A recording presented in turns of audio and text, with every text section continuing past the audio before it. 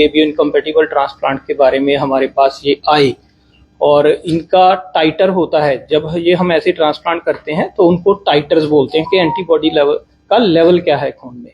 तो इनका टाइटर काफ़ी हाई होने के बावजूद, जो कि 1000 से ऊपर था, तो इसको हम हाई टाइटर्स मानते हैं। हाई टाइटर्स होने के बावजूद इनका सक्सेसफुल ट्रांसप्लांट हुआ है। ऑलमोस्ट 3 मंथ्स मेरे ख्याल कंप्लीट हो चुके हैं। इनके मदर ने किडनी इनको डोनेट की है, तो B positive to O positive transplant हुआ है। सिमिलरली हमारे साथ सुरेंद्र कुमार जी हैं, जो कि हरियाणा पुलिस के कर्मचारी हैं। ये भी सिमिलरली काफ़ी लंबे समय से सफ़र कर रहे थे, क्योंकि कोई सेम ब्लड ग्रुप का डोनर फैमिली में ना होने की वजह से तो ये काफ़ी दिक्कतें थी, थोड़ी मिथ्या थी, थोड़ी मिसकंसेप्शंस थी कि जो डिफरेंट ब्लड ग्रुप ट्रांसप्लांट होते हैं वो शायद काम नहीं करते। तो इनका ट्रांसप्लांट काफ़ी डिले हुआ और काफ़ी पुअर कंडीशन में हमारे पास आते थे। एक स्टेज थी जब इनको व्हीलचेयर में लाया जाता था। तो अभी इनकी वाइफ ने इनको किडनी डोनेट की है। अगेन सिमिलरली जैसे ये B positive to O positive है, तो दूसरी जो उदाहरण है हमारे पास वो A positive to O positive है। इनका भी काफ़ी हाई टाइटर था। इनिशियली जब हमने ये शुरू किया था तो 1000 प्लस टाइटर था। तो ये हाई टाइटर होने के बावजूद हमारे पास जीती जागती उदाहरण है कि ट्रांसप्लांट अच्छा हुआ है और ये कारगर है। तो ये जो मिसकंसेप्शंस हैं सोसाइटी में, आपके माध्यम से इनको हम दूर करना चाहते हैं। डॉक्टर नीरज, मेरे कुछ सवाल हैं। सबसे पहले तो जो आपकी एबीओ कंपैटिबिलिटी जो किडनी ट्रांसप्लांट होते हैं, एबीओ इनकम्पैटिबिलिटी ट्रांसप्लांट है, इसको जैसे आपने आज इस टॉपिक पे की है press conference for successful operations जो आपने परफॉर्म किए, नॉर्थ इंडिया में पहली बार हुआ है ऐसा? नॉर्थ हरियाणा में पहली बार हुआ है। बहुत सिलेक्टेड हॉस्पिटल्स हैं इंडिया में जो अभी सक्सेसफुल एबीओ इनकम्पैटिबल ट्रांसप्लांट कर रहे हैं, जो उसको एग्जीक्यूट कर रहे हैं। तो ये बेसिकली एक हमारे लिए बहुत बड़ा उपलब्धि है कि हम उस लिस्ट में शामिल हुए हैं। तो आज से कुछ साल पहले तक या तो ये एबीओ इनकम्पैटिबल ट्रांसप्लांट अगर अवेलेबल थे तो मेजर मेट्रो सिटीज़ में थे। हम दिल्ली, हैदराबाद, बेंगलोर, मुंबई या चेन्नई का नाम ले सकते हैं उन बड़े शहरों में।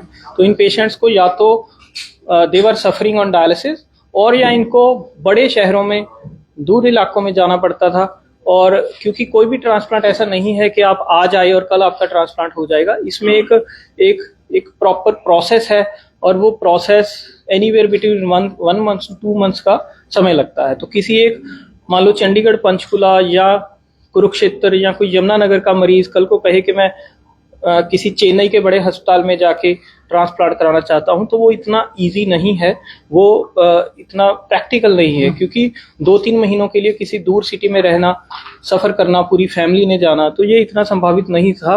तो इतनी बड़ी टेक्नोलॉजी को हम अब अपने 2 स्टेप पे ले आए। एज यू सेड कि एंटीबॉडीज होती हैं हम सभी की बॉडी में, और जब हम दूसरे ग्रुप से दूसरे ब्लड ग्रुप में किडनी ट्रांसप्लांट करते हैं तो काफी कॉन्सिक्वेंसेस भी होंगे।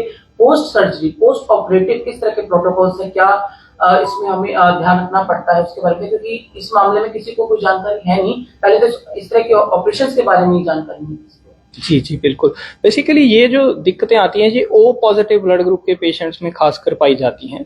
क्योंकि जो हमारी साइंस है, जिसकी गहराई में मैं नहीं जाना चाहूँगा, तो ओ पॉजिटिव के पेशेंट्स जो होते हैं उनमें नेचुरल एंटीबॉडीज होती हैं against all other blood groups. वो ए, बी और ए बी होती हैं।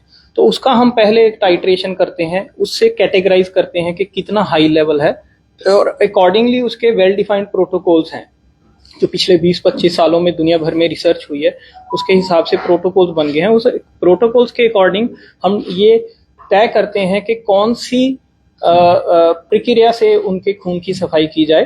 तो इन एंटीबॉडीज को हम खून से एक पद्धति के तहत इनको कम किया जाता है। तो एक टारगेट लेवल्स होते हैं, जैसे 1:8, 16 या 32, जैसे मैंने कहा ना, हजारों में थे तो उसको 16 तक ला करके हमने उसको कंट्रोल करना होता है। फिर ट्रांसप्लांट किया जाता है। ट्रांसप्लांट करने के बाद कुछ महीनों या कुछ हफ्तों के लिए इस लेवल्स को हमें मेंटेन रखना होता है, मॉनिटरिंग करनी पड़ती है। बहुत स्ट्रिक्ट मॉनिटरिंग है। तो इसको हम मॉनिटर करते हैं, इसको हम मेंटेन रखते हैं, और वो ही इसकी सक्सेस का राज है। जी एक चीज और ऐड करना चाहूंगा।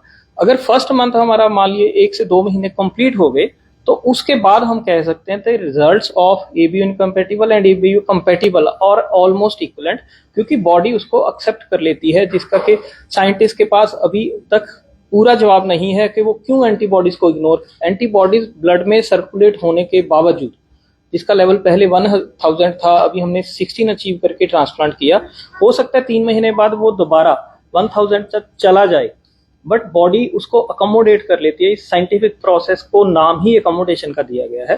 तो ये अकोमोडेशन इतनी कारगर है कि हम फर्स्ट 2 मंथ्स में अगर उनको मेंटेन कर पाते हैं तो उसके बाद उनके long term results are equivalent to the same blood group. Doctor साहब, जैसे कोई भी डोनर अपनी किडनी ट्रांसफर करता है, डोनेट करता है किसी को, तो क्या उसमें पेशेंट और डोनर दोनों सेफ होते हैं सर? उसमें कोई दिक्कत आती है? बिल्कुल बिल्कुल। जब डोनर अपना कोई भी अपनी इच्छा जाहिर करता है ना, इसको देखिए हम बोलते हैं वॉलंटरी किडनी डोनेशन। तो कोई भी सामने से आके कहेगा कि जी मेरे फैमिली मेंबर है, ये पेशेंट्स हैं, इनके लिए हम डोनर बनना चाहते हैं, उनकी जान बचाना चाहते हैं, तो फर्स्ट चीज होती है डोनर की फिटनेस तय करना। ठीक है, तो उसमें बहुत ही एक जिसको हम बोलते हैं सिस्टमेटिक तरीके से सारी जांच होती है, हेड टू टो, ब्रेन की जांच, हार्ट की जांच, किडनी की जांच, या कोई भी ऐसी संभावित बीमारी जो डोनर की किडनी को या डोनर की जान को फ्यूचर में इफेक्ट कर सकती है। तो पहले ये असर्टेन किया जाता है कि किडनी देने से ना केवल उसको शॉर्ट टर्म में कोई नुकसान होगा, बल्कि आने वाले 10, 20, 25 साल में भी उसको कोई इस ऑपरेशन से संबंधित कोई कमी पेशी नहीं होनी चाहिए, ताकि उसको किडनी हेल्थ रिलेटेड या ओवरऑल जान को कोई प्रॉब्लम आ पाए।